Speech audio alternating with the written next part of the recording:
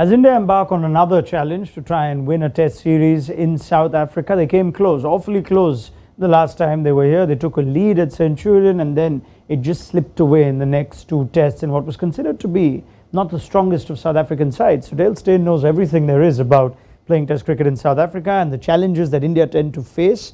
I want to talk about the bowlers, Dale, here. Normally we talk about if India bat well, they'll be in with a chance. But India's bowling has built a reputation of winning tests overseas. Bumrah, Shami, Siraj and possibly Shardul Thakur. That is the likely seam attack for this tour as well.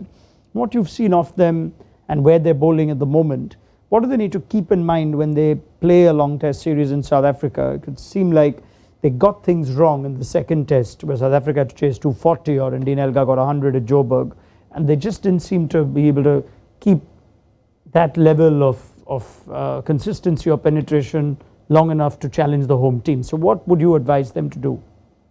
I suppose the one thing is the change of ball could be a reason for that. I mean, they use the SG in India, and when you go to South Africa, the new ball tends to do quite a bit, and then there can be a period where the ball kind of goes dead a little bit, and you need to find ways of taking wickets, or you've got to find ways to keep down the runs. South Africa's well adapt to playing in those conditions, so their batters will know how to kind of be aggressive or when to be aggressive and when not to be aggressive. So the key thing is for India is to find guys that in that phase when the ball starts to do almost nothing is how are they going to find ways in getting wickets. In South Africa you can use the short ball, which is really good. There is a lot of bounce and you need to find somebody or sacrifice somebody in your slip cordon almost to put them somewhere. Maybe it's a leg slip, maybe it's a guy under the lid. But if you're not familiar with doing that, it can take a little bit longer before you eventually, find those game plans, which in turn could mean an extra 40 or 50 runs. And at the bigger picture, at the end of the day, that's where you fall short when the test match is really on the line. You could not chase down a 300 in the last day, or it just might be too much for you. As you look at the type of fast bowlers India has too, very good in our part of the world and impressive in others as well. But if Prasidh Krishna is part of this, that makes for an interesting selection call. Otherwise, most of the Indian fast bowlers are similar height, not as tall as, say, some of the Aussies or the South African fast bowlers. They're skiddy. Is that in any way a hindrance towards succeeding in South Africa, or what can those type of bowlers do to still be as effective with those plans that you mentioned? No, I don't think so. I think they're roughly the same height that I was at and had reasonable success in South Africa. And, so did somebody like a Vernon Philander. And I was thinking of the South African attack. We had Morne Morkel, who's tall, South Africa now, who's got Marco Jansen, who's tall. But that doesn't mean that bowlers who come there that are medium height are not going to do well. The pitches all do offer something. They're all kind of different. They can be somewhat slow on the coast.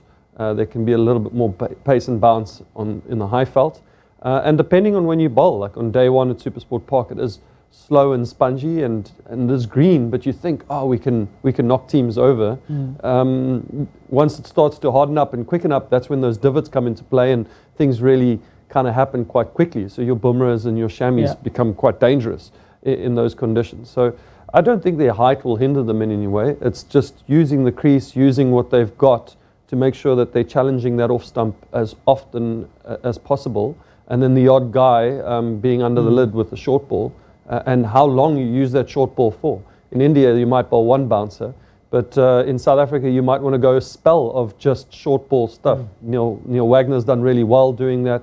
KG Rabada's done really well to right-hander batters where he's come around the wicket and almost bowled a spell of bowling 3 or 4 overs of just short stuff, then going back to being full again. Is India used to that, or are they just used to a certain pattern of play that's worked for them? That might not work as well when they come to South Africa. And you sense overseas fast bowlers, especially from the subcontinent, they almost wait to go to South Africa because they feel like, something's going to happen for me every spell or every time in a test match, given how we have surfaces here. There's the Bumrah spell, I think, at the Joburg test, he went at 4 and over plus in 17 overs.